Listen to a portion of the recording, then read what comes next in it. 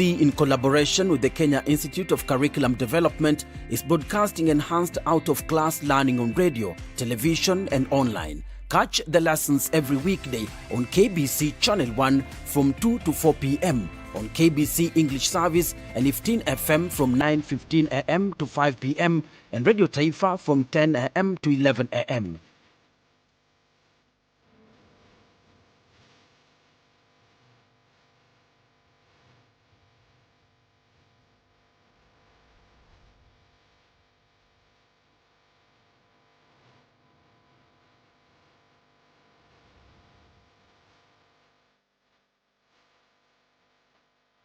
KBC English Service, Radio Taifa, and 15 FM are also available countrywide on the free-to-air Signet digital TV platform, or log on to www.kbc.co.ke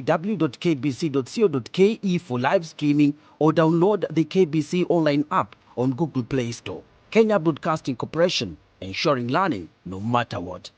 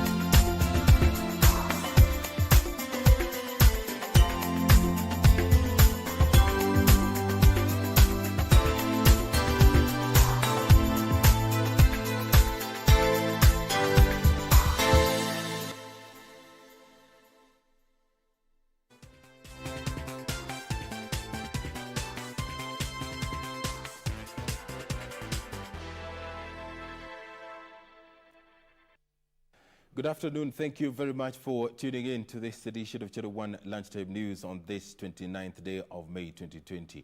My name is Edward Kabasa. Our sign language interpreter this afternoon is Byron Abuli. Juja and Ruiru Sub-County COVID-19 Response Committee has dispatched a team to trace those who might have come into contact with persons confirmed to be COVID-19 positive. Kiambu County has a total of 39 cases after 3 more people in the county tested positive on Thursday. Kiambu County is not leaving anything to chance in the fight against COVID-19. On Thursday, the county government launched a 200-bed capacity COVID-19 isolation and treatment center in preparedness for any surge of cases at the county. To trace those who may have come into contact with the already confirmed cases, Juja and Ruiru Sub-County COVID-19 Response Committee has dispatched a team to trace possible contacts. From the day we got the first case, we started contact tracing. We have 150 contacts that we have been tracing. We have contacts of confirmed cases, we have 14, and contacts that are coming from wide transmission areas, the ones who are coming from abroad. And basically, we have managed to test 92 people. We want to know the contact people with that person. That's our first case to be reported. The officers expressing frustrations that those confirmed are giving wrong information, making it hard to trace their contacts. My appeal is that people should continue adhering to the Ministry of Health regulations. Social distancing, washing hands, promotion of hygiene, and to avoid these gatherings and whatever. Ruiru Deputy County Commissioner Geoffrey Kithenji said that his area had a total of 14 cases. Virus is real. Ruiru is populous. Talk about Ruiru market, Githurai market. We should adhere to Ministry of Health guidelines.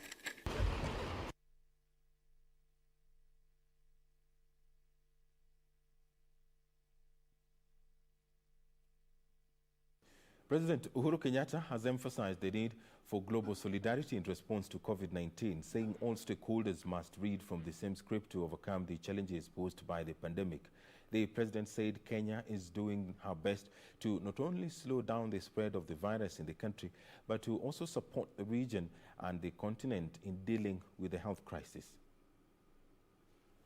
President Kenyatta spoke Thursday evening during a virtual high-level meeting on development financing in the wake of COVID-19 pandemic convened by Canadian Prime Minister Justin Trudeau, his Jamaican counterpart Andrew Holness, and the United Nations Secretary General Antonio Guterres.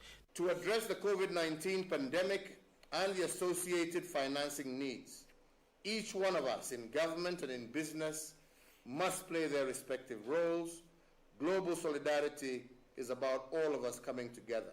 The president told the meeting that the current health crisis will stifle global growth this year, leading to financial market volatility and increased debt risk, especially in developing countries. Is likely to fall far below the 2018 levels, and short-term financial market volatility, as well as debt risks, will rise further, not just for the less developed countries, but also for vulnerable middle-income developing countries, as we have heard from some of our colleagues. Sadly, we have also in the same period witnessed protective trade behavior with direct impact on our exports and therefore our financial capacity to cater for the health and economic needs of our people. We find ourselves in a truly special historic time. To address the socio-economic challenges resulting from the COVID-19 pandemic, President Kenyatta said the global community needs to focus on the implementation of the United Nations Vision 2030 and the Sustainable Development Goals SDGs. Times that demand that we focus our energies to the agenda of 2030 and the Sustainable Development Goals that we all passed as the United Nations. This is not, I believe, a time to retreat from this great ambition. In my view, we need to focus our actions on that will help us to first and foremost expand liquidity in the global economy and maintain financial stability to safeguard development gains that we have already achieved. Speaking on behalf of the African Union, South African President Cyril Ramaphosa said COVID-19 is a real threat to the collective ability of the global community to achieve SDGs, especially for developing countries. In his remarks, UN Secretary General Antonio Guterres unveiled a 6-point roadmap he said will help the world overcome the effects of the COVID-19 pandemic. Other measures advanced by the UN both included enhanced financing for inclusive growth and job creation, expansion of the fiscal space, and promotion of domestic resource mobilization, as well as alignment of recovery policies with SDGs. Suleiman Yeri, Channel 1 News. The Council of Governors has refuted claims that county governments are not prepared to handle COVID-19 in case of an upsurge. On confirmed cases, Council Chairman Wycliffe Oparanya, who is also the Governor for Kakamega County, said all the 47 counties have equipped their intensive care units to handle COVID-19 patients. With the coronavirus pandemic having hit the community transmission, the Council of Governors affirms of its readiness to avert further spread of COVID-19. The county governments have in the past complained of lack of equipment to handle a surge in COVID-19. Friday, the Council of Governors Chair, Wycliffe Oparanya, said all 47 counties are equipped enough to combat the contagious virus. Now all counties have ICU facilities. Before then, we had only 16 counties with ICU facilities, but the entire 47 counties now have ICU facilities. So this COVID coronavirus has also helped us as counties to improve on our health care. 32 counties have been hit by COVID-19. According to the Ministry of Health, Nairobi County leads in the number of infections at 835, closely followed by Mombasa at 490, Kajiado at 65, and Kiambu with 39 cases. And this is a wake-up call for all of us, that now we must be prepared, since healthcare is actually 95% devolved to the counties. So the counties should continue to improve their system in view of the fact also that UHC is now being implemented in all the 47 counties. Oparanya said county governments have injected 6.1 billion shillings towards COVID-19 emergency fund. He spoke while receiving a 5.8 million shillings donation from the Australia's Fred Hollows Foundation towards the fight against coronavirus pandemic. 13 counties, among them Homa Bay, Kisumu, Narok, Meru, West Pokot and Turkana, are set to benefit from the medical items. Irene Mchuma, Udim, Channel 1. Youth employed under the Kazi kwa Vijana program along Kangundo Road have engaged police in running battles demanding their month-long pay. They claim that they have not received their pay despite numerous promises from the area administration.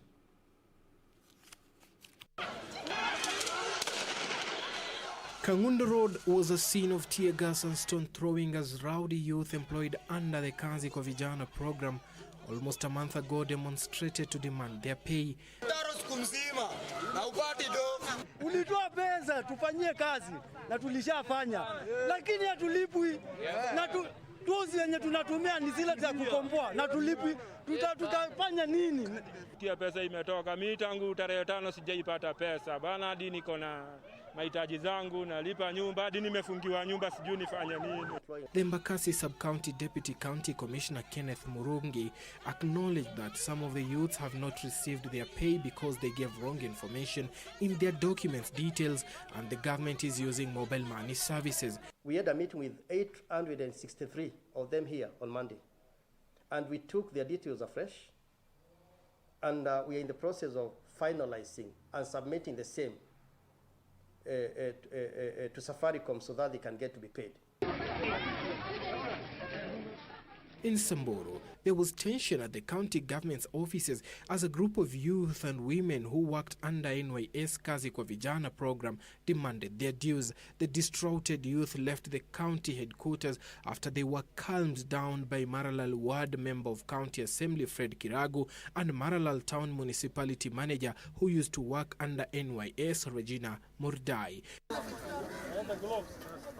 In Mombasa County, the Mombasa Muslim community and medical professionals have boosted the government's efforts in the fight against the coronavirus by donating equipment worth over 250,000 shillings to be used by the youth employed under the Kazi Mtaani hygiene program. Mombasa Deputy County Commissioner Charles Munari lauded the Muslim professional groups for helping the government deal with the pandemic. We are even going further in partnership with the county government na wahisani wengine hata kutafuta vifaa vya kupaka hata rangi. That's why I am here now wazee ambao wametupatia vifaa za kufanya kazi. Well, youth in Nyandarua County have held the Kazi Mtaani initiative, saying it will help them stop being idle and at least earn a living. According to Nyandarua North Deputy County Commissioner Walter Ngaira, committees at the ward levels have already started receiving applications for the National Hygiene Program ahead of the rollout. Na tuko na kamati ambazo tulitengeneza kule mashinani. Vijana wetu wanafanya zile applications kupitia katika zile nyumba 10 clusters na ofisi za assistant chiefs. Alafu baadaye tunafanya categorization ya zile applications. Tuko na wale skilled na wale unskilled. Suleiman Yeri, Channel 1 News. A 50-year-old man is recuperating at the Kakamega Level 5 hospital after undergoing a corrective surgery to rectify a botched vasectomy. Patrick Wanjala had sought the birth control procedure from a local health facility but developed necrotizing fasciitis. The father of 9 says the doctor who performed the vasectomy has since gone underground. Patrick Wanjala's painful journey to controlled parenthood is one he says he will never forget. The 50-year-old man from Navakholo in Kakamega County had sought to undergo a vasectomy only to develop complications after the surgery. Ilikuwa tarehe 12 nikaendea daktari check up. Na sasa huyo daktari akapita aliona nimenifuta sana.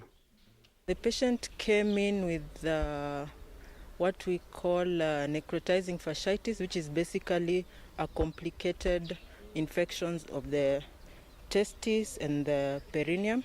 So this was occasioned by the procedure he had before, of which we were unable to ascertain that the person who did the procedure was actually a qualified medical practitioner. The alleged doctor who performed the procedure has since gone underground. The father of 9 says the idea was sold to him by a reproductive health officer at the Haranda Primary School, where his family and dozens others have been camping after being displaced by floods. Sasa hizi nimeanza kuona nafuu, uchungu sisikii.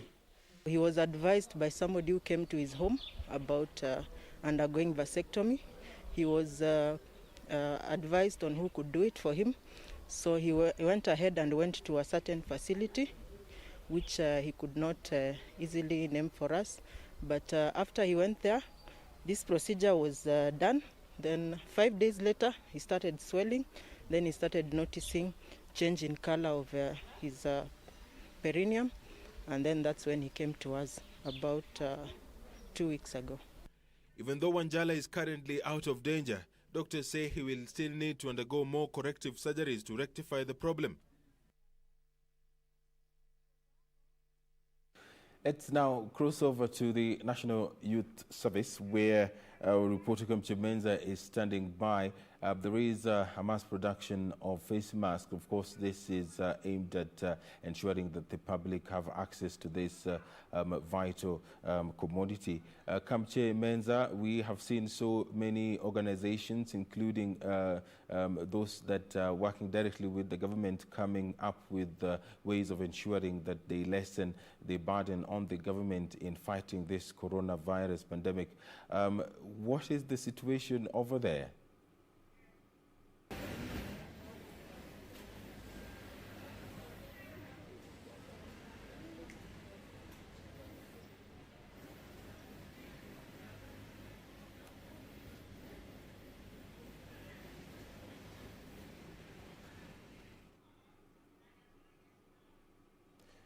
We do apologize for that lack of communication, but as soon as we establish communication with Kamche Menza, we'll be able to speak to her.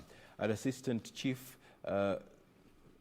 let's look at other matters now. The government has announced plans to deploy the Kenya Coast Guard services to Lake Naivasha following a spike in illegal fishing and criminal activities, with hundreds of sacked flower farm workers joining in illegal fishing. The government admitted that this posed a major threat to the fishery sector.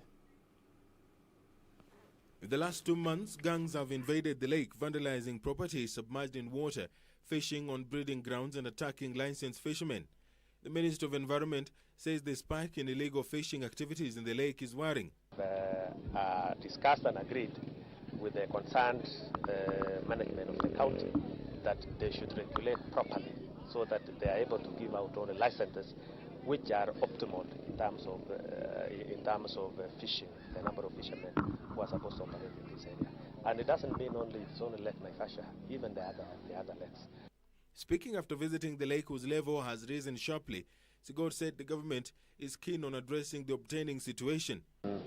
Coast Guard Services is one of the newest parastatals we have in the country.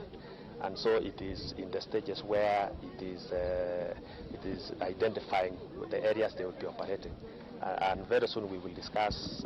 We will be discussing with them so that at least they are able also to take care of such environments.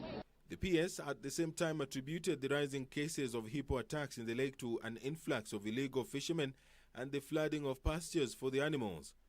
In the last 2 months, 6 people have been killed by hippos and scores others injured due to human-wildlife conflict.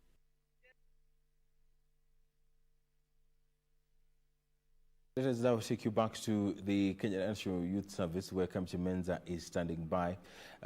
The service is producing face masks which are to be distributed to Kenyans as the country steps up efforts to curb the spread of the coronavirus. Over to you, Kamche Menza.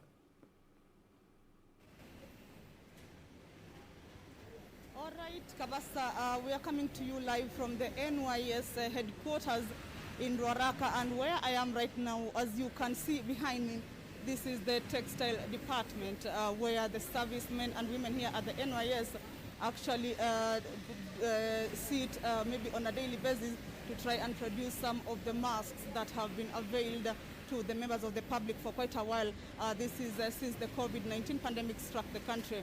Earlier on this day, what actually happened here is that the CES for Public Service, Youth Affairs and Gender was here basically to appreciate the work that NYS servicemen and women have been doing since the pandemic struck the country. And some of the things that we are told they have been doing is mass production of these masks that have been availed to the public. And basically what we can see now is that this is work in progress. But one thing to note, Kabasa, earlier on when we were having a brief meeting with the CES, is that what she noted is that NYS has actually faced a lot of issues around. But what she noted is that since the new DG actually took place, there have been changes, and she was categorical on the fact that the suppliers who have been supplying goods or services also to NYS, actually they still have pending bills with the government. But what is happening right now is that the government, President Uhuru Kenyatta, and the cabinet have already approved about 6 billion shillings that they say will be given, or rather will be paid for that matter, to the suppliers who have supplied goods and services to NYS a period dating back to about 2013. And these suppliers, however, they are the small suppliers, like the groceries, some of the TVET institutions, individuals, and they amount to about 26,000. And the process actually is supposed to start from next week.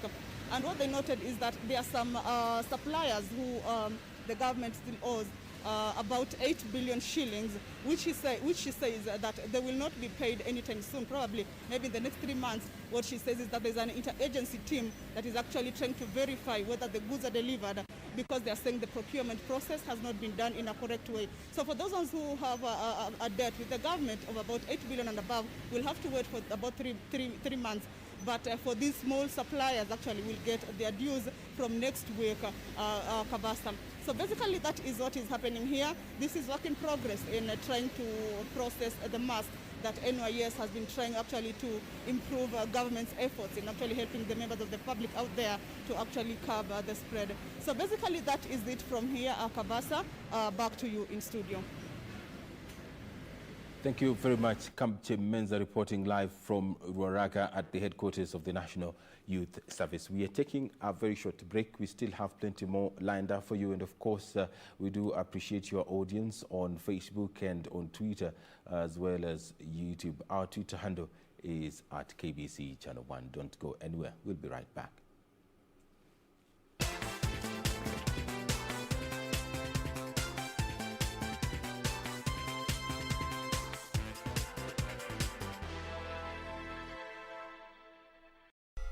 Next on. Okay, he used to cheat a lot, that's one. And you know, for me not to ask, he instilled some fear in me. So I couldn't ask. If I ask, and it ends up to be a fight. Twice. Yeah. Twice you ended up in hospital. Even this finger, he broke this finger. I don't know if you can see that there's no knuckle here. Yes, there is no knuckle indeed. There's no knuckle. Yeah. So many people are stuck in relationship, in marriages, that they have no idea what to do or where to start from if they choose to walk away. And of course, if they're asking her, how do I get out? It means that the marriage is not working.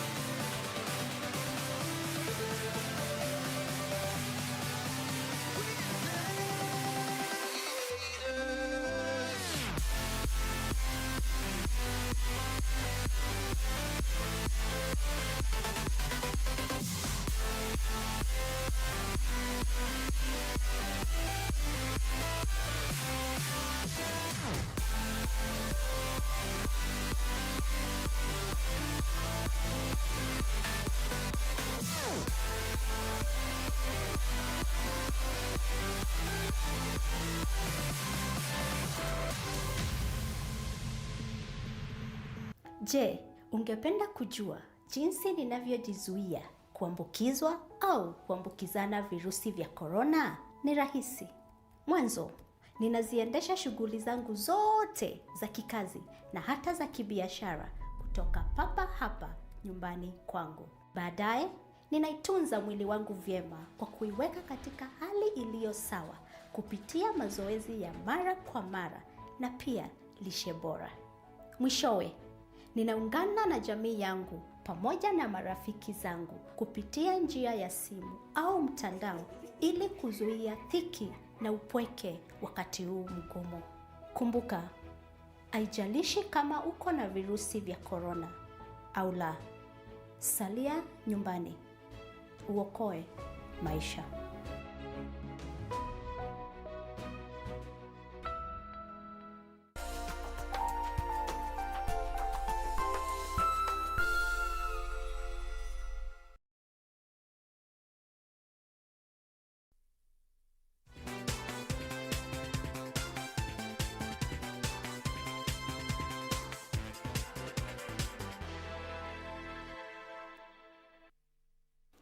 It's coming to 25 minutes into the hour. If you're just joining us, this is Channel 1 Lunchtime News. My name is Edward Kabasa.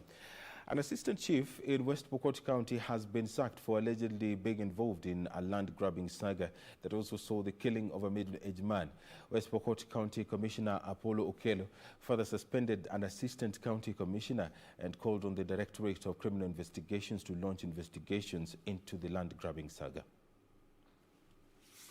Katikomoro Assistant Chief Peter Lowasiko is being sought after by the police following the death of a 26-year-old man who was allegedly ambushed and killed by a group of 10 armed men following land tussle at Kanyarkwat Katikomoro Ranch. The chief has lost his job over allegations that in the company of his two brothers they obtained a title deed from the lands registry in West Pokot and later allegedly hired goons to kill occupant of the said land. Na huyo Assistant County Commissioner yuko na shida. Nini shida? Yoyoni. Hata saa hii niko hapa, yeye yuko hapa. Tutapeleka yeye mahali anaweza fanya kazi vile yeye mwenyewe anataka. The deceased Longiro Luokasit is said to have been in the company of his three brothers when they were attacked by a group claimed they were settling on their 3,000 acres parcel of land illegally. West Pokot County Commissioner Apollo Okello, who visited the area, ordered the DCI to fully investigate the matter. Kutoka leo, yale watu wote ambao naleta shida hapa na mishali na mikuki, hiyo mambo iweze kukoma leo. Wale wako na hiyo mishali, upeleke kwa chief kuanzia leo. Okello ordered all residents with bows and arrows to surrender them to the area chief or police or be arrested. Area Assistant County Commissioner has since been suspended over the incident. Ben Chumba reporting for Channel 1 News.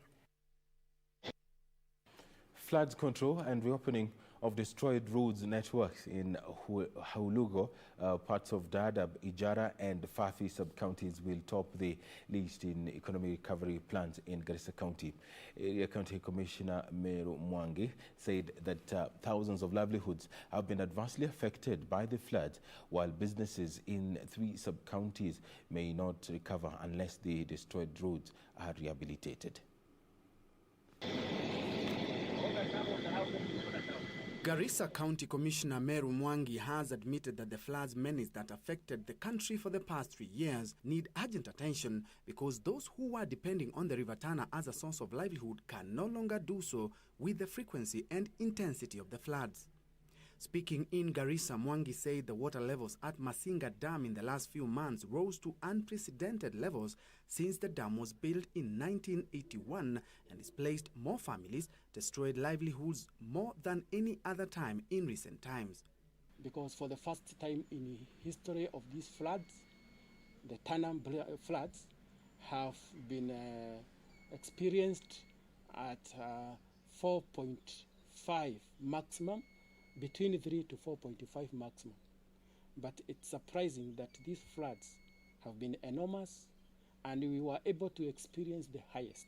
The county commissioner noted that the proposals to construct dikes and dams between Masinga Dam and Garissa town to tap flood waters because they cause flooding downstream. We need to look for a homegrown solution to some of these problems, ranging from thinking about future floods, how they can be they can be overcome, and one of the ways is by maybe trying to build some dikes so that we reduce the amount of water that comes. He added that the 8-point raft of measures outlined by President Uhuru Kenyatta last week as part of the Economic Recovery Plan will form the basis of prioritizing the county's road to recovery. The county commissioner at the same time urged area residents to adhere to the Ministry of Health guidelines to stop the spread of the highly infectious coronavirus. For Channel 1 News, I'm Ben Troenjwe. Traders at the Sokom Jinga Market along the Nairobi-Nakuru Highway on the border of Kiambu and Nyandarua counties have declared government decision to close down the market without notice. The traders claim they have incurred huge losses given that they deal in perishable farm produce. The market at Lari was closed after 5 vendors tested positive for the coronavirus. After 5 people tested positive for the COVID-19 disease on Wednesday at the Kiambu Sokom Jinga Market, the government decided to shut down the facility to avert mass spreading. The decision has, however, met criticism from affected traders. Tulikuwa tumenunua chakula na wakutuambia tutafunga kesho ama tutafunga Friday. Walikuja saa hiyo tunafunga vitu tuko nayo kwa nyumba. Tuko ready kutimiza sherehe zote za serikali. Mkubwa President wa Kenya anaongea kila siku na tunasikiza, tuko na TV, tuko na radio, tuko na masimu. The government has defended the decision, claiming that the traders were not observing the set guidelines. The vendors, on the other hand, want the government to conduct mass testing in the market so that they may resume as soon as possible. Tuomba serikali kuu, waziri wetu Mutahi Kagwe, county government, tafadhali tuongezee vifaa vingi hapa kupima watu ambao wako hapa, mulete mikakati ambao ni sawasawa, ndio tukiendelea kuuza chakula chetu Mombasa, Kisumu na Nairobi kwa masoko yote. Wale watu ambao wakuja kuchukua chakula na wale wako pale wakaaji wa pale wamepimwa vizuri, wamejulikana hana na ile corona. Elsewhere, Well, the government has been mulling over the possibility of reopening schools later on this year, but this idea has been debated, and the Ministry of Education did set up a task force to look into this. There are suggestions which have been floated, but the ministry is yet to come up with a concrete plan. The CS is currently speaking. Let us listen in.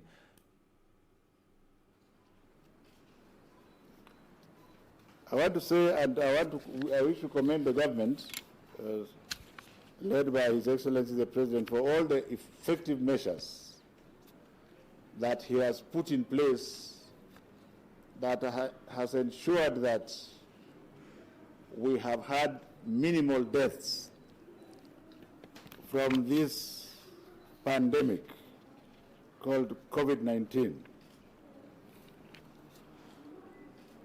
This committee, chaired by Dr. Sarah Ruto, got views from very many institutions and people. And Dr. Umbaja and his team from the Ministry of Health have done various simulations. But like I have said, if I may speak in a language that you understand, nobody knows what is going to happen tomorrow. And since this is not a Kenyan problem, we have what is happening elsewhere in the world to learn from. You may want to learn from what is happening in the Scandinavian countries, which is not a very good example because there are fewer people and large facilities. You may also want to learn from what is happening in the United States, which is an admixture of the high and mighty and the slums like we have in our own country.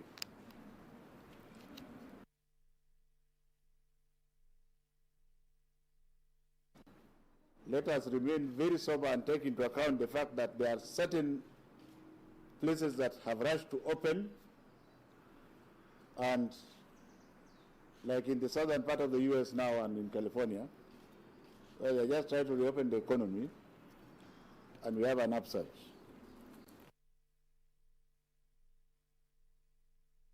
Ourselves is which will be the comfortable number of deaths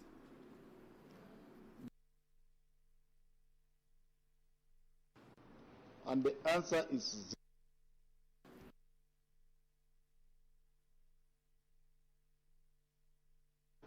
That will give my ministry, together with government, a lot of problem to contain this pandemic.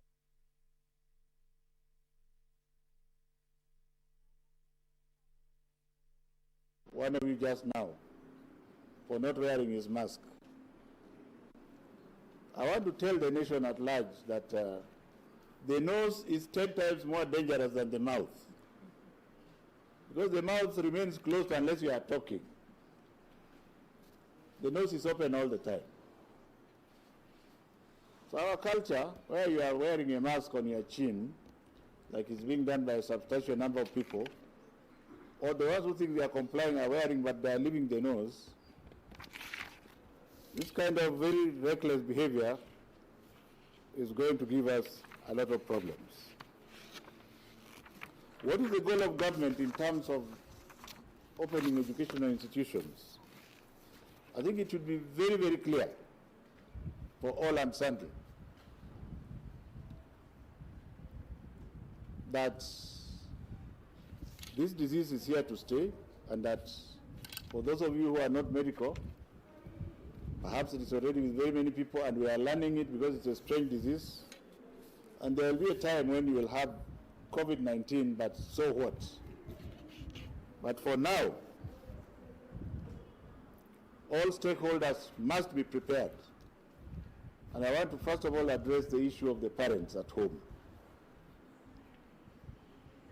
The abrogation of responsibility by our parents must be reversed, and it should be reversed like yesterday. Let us not take our children as a burden. So as the children remain at home, don't say they are not learning. They should be learning from their parents. And you don't just, learning does not mean learning mathematics. There's so much to learn in life. And it should start with the family. So this is an opportune time for us to strengthen parental engagement in terms of going forward. So each parent should be happy and engage in training his or her child. Our second goal is to ensure that when we open schools, every child from Ukuru Kawaba to Mudaiga must have the same facilities, at least should have the same rights. We should not be thinking about examinations alone. The issue of transition and the mega issue of CBC, which is competency-based curriculum, they must go hand in hand. So you are also aware that the government has 5 different committees related to coronavirus, some dealing with economic issues and what have you. So we have discussed the preliminary report inside here and given our inputs. And I have told you the goal of this report was not to open or close schools. The goal was to ensure that our children remain safe whenever we decide to open the schools, and that the sole determinant will depend on what is happening in the country and elsewhere and the Ministry of Health. Going forward, the government wishes very strongly to urge parents and guardians and caregivers to continue providing guidance to their children as they learn from home, including supervising their studies from broadcast. But it is also needless to say that many of the parents have lost their means of livelihood. Everywhere. In the United States now we have 40 million, which is 1 in every 4th American has no job. Perhaps it is the same thing here. But the children are yours. And everybody is bleeding from the economics point of view. And I think together, and with God on our side, we should be able to get elsewhere. I am aware that this report reached you irregularly before it was delivered to me, but then that is being Kenyan. There's nothing wrong with it. A Kenyan is a very strange person. I'm going to urge the fourth estate to help us to fight this virus by leading by example and helping us to ensure that the right thing is done. Once we have corrected this report, and I hope that we respect our professions like you have done in the past, that you will allow me to see my report and look at it and come and present it to you, rather than you calling me and saying, this is already here, what is 1, 2, 3? That would be a little bit better. So don't ask me too many questions which have no basis, because for now, you have seen the numbers this week, isn't it?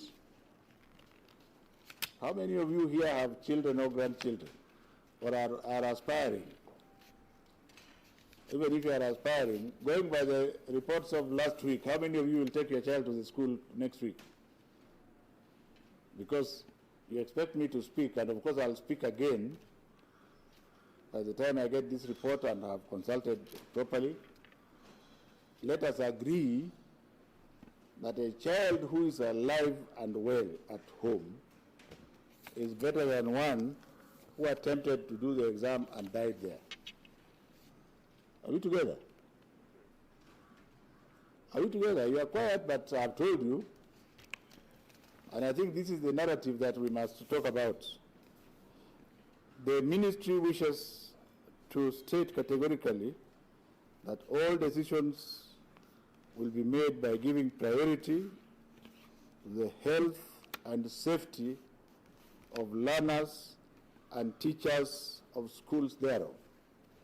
Let me take this opportunity to say something about private schools. I told you Kenyans are very interesting. I would want us to sympathize with the private schools because they employ a large number of Kenyans, over 160,000 teachers, together perhaps even 300,000 plus the support staff, to keep the schools alive and to make sure that material is given to the children where they are. Can we have a humane face as we try to decimate the schools? So all this noise of saying, well, you know, they are charging this, they are charging that, go and negotiate with them. When you decided to take your child there, nobody told you to take your child there. Go and negotiate with them and agree, because there is less money in circulation. Make sure that you continue to pay for the services you are getting from them, so that they can keep the teachers in their positions. It will help the government manage better. Otherwise, what is going to happen is when the private schools collapse, it is government who is going to deal with them, because all those children will come to the public schools. So let us be reasonable and rational, and let me wish you all the very best. I think the next time I talk to you, I'll be telling you very clearly which area the government is doing, not with a finality, because you may find that after 2 weeks, we are reporting 1,000 cases. You have seen cases in South America, a country I don't want to mention, where even the doctors ran away and even the corpses were just being burnt on the streets. These are serious possibilities that Kenyans must deal with as we want to gamble with the lives of our children. So if we are not able to manage the way we want, then we must be prepared to have our children and wait for the right time, so that if it means, like I said before, if it means that they have to come back to school early in the year, to start the year all over again, so be it. What do you want to do about it? Would you rather allow about 20,000 to die so that you open earlier? How are you going to select that 20,000 or 100,000? How are you going to select them? Because to us, the life of one child is more important. So rather than thinking about so much about exams and learning, teach the child what you know yourself. If you are a headsman, it may be very good if you go and show your child how to milk a cow, the way I was shown the other time. It is very important to.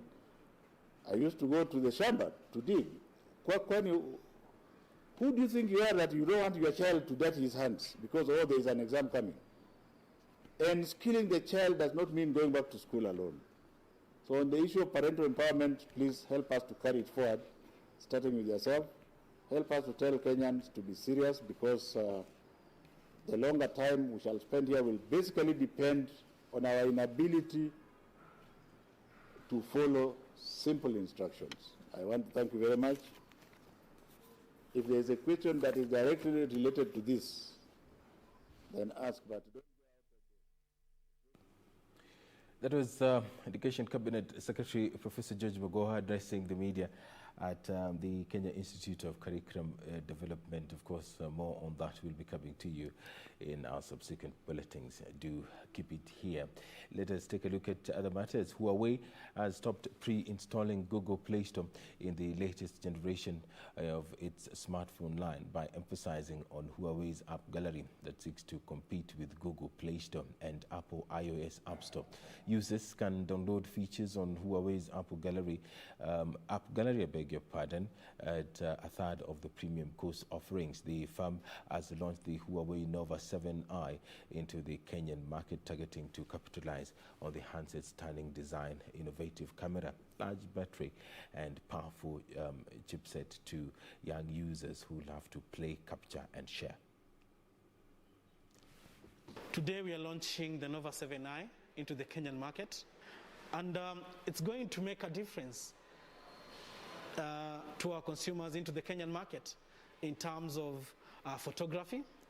It is equipped with 6.4 inches, and this is able to enhance our consumers' viewing experience in terms of watching of their videos and also reading or playing of games.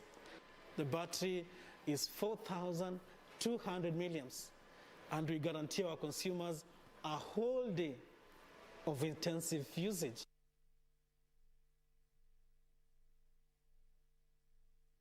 A Dutch flower firm operating in Kenya has been ordered to...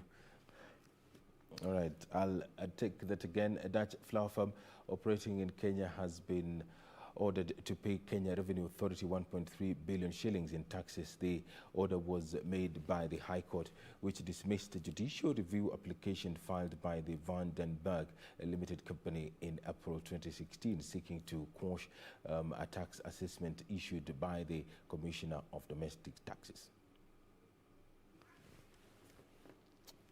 And Justice J.M. Bwanwonga said the 1.3 billion shillings is unpaid corporation tax, including transfer pricing, withholding income tax, value-added tax, pay-as-you-earn, and KEBS levy for the period between 2008 and 2013. The taxman selected the flower farm for a tax audit, and upon conclusion, KRA issued a notice of assessment of 1.3 billion shillings.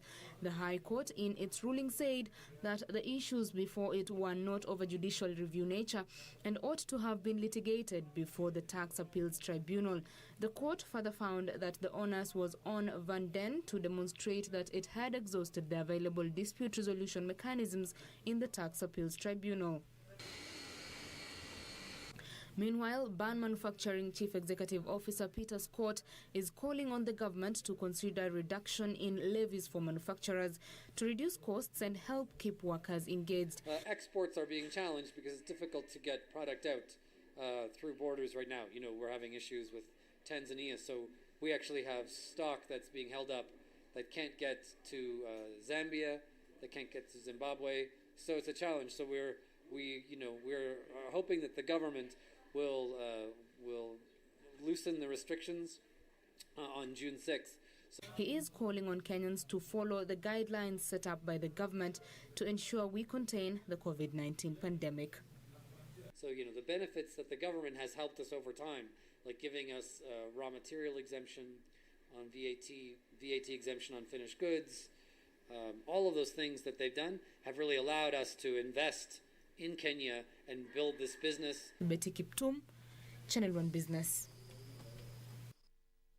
A bus park in Kiambu County is getting a facelift worth 200 million shillings that consists of a dual carriageway and modern shopping stalls. Roads and Infrastructure Principal Secretary Paul Maringa said construction works on the park will be done in 3 months, easing flow of public transport. The laying of reinforcement steel on this road continues. This is part of a 200 million shillings facelift of Wangige Bus Park and a dual carriageway to service it.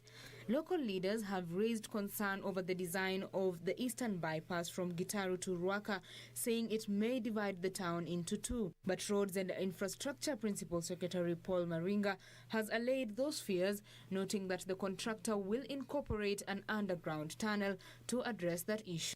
As a principle, we've agreed that we are not going to split Mwemuto or Gige into two disjointed parts that are not relating. We want to maintain that continuity. And therefore, the bus park we're putting up in here, even though it is a bus park that will have a dual carriageway in between it, we are prioritizing pedestrian crossing.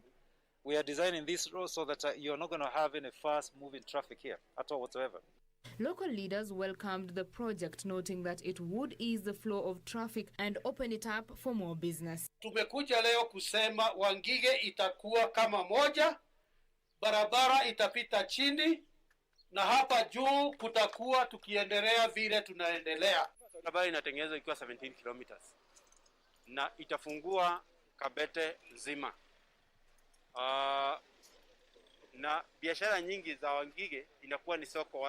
Wengi ni wakulima ambao wengine unakuta wanatoa mazao yao kutoka Nyadona, kutoka sehemu za Mogoga, zinaletwa zote Wangige. Na kwa hivyo hiyo itafungua soko yetu. Najua hata maendeleo itakuwa nyingi katika Kabete constituency. Betty Kiptum, Channel 1 Business.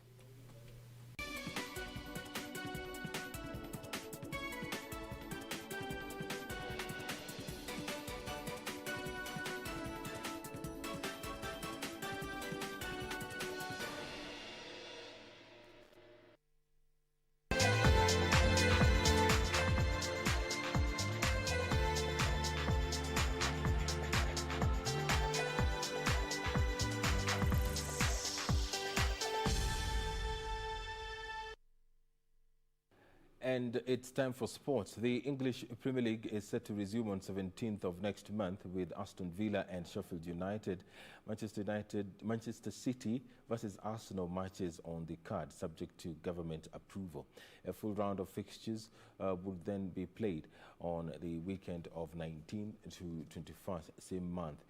There are 92 matches still to play, and the first to take place will be those, the 4 teams involved have matches in hand. All matches will take place behind closed doors.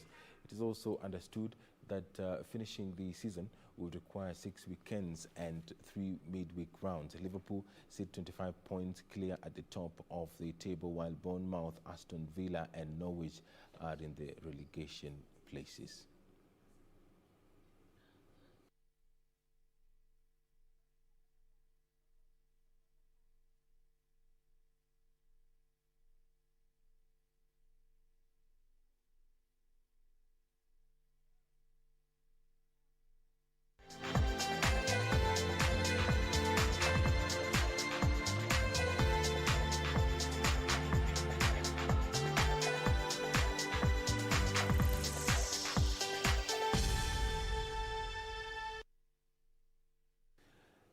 Thank you very much for tuning in to this edition of Channel 1 Lunchtime News. My name is Edward Kabasa. Our sign language interpreter has been Byron Naboli. Good afternoon.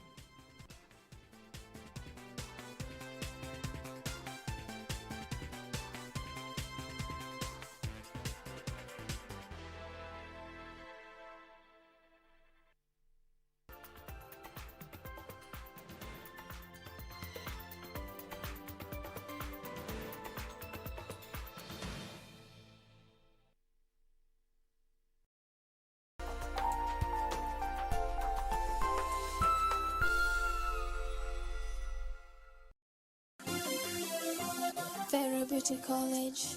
Vera Beauty and Fashion College, with branches in Nairobi, Eldoret, Thika, and Meru. Did you know that we are a TVET-approved institution? We offer courses in fashion design, interior design in soft furnishing, event decoration, flower arrangement, event planning, hairdressing, barbering and dreadlocks, beauty therapy, makeup, nail technology, spa massages, teaching skills, TOT, solo business management, and many more. Register now and visit our website on www.verabeautycollege.com. You can also call on 0725 923 550 Nairobi branch, 0728 087 689 Eldoret branch, 0722 22 7428 Thika branch, 0725 000 706 Meru branch. Vera Beauty and Fashion College, a TVET approved institution.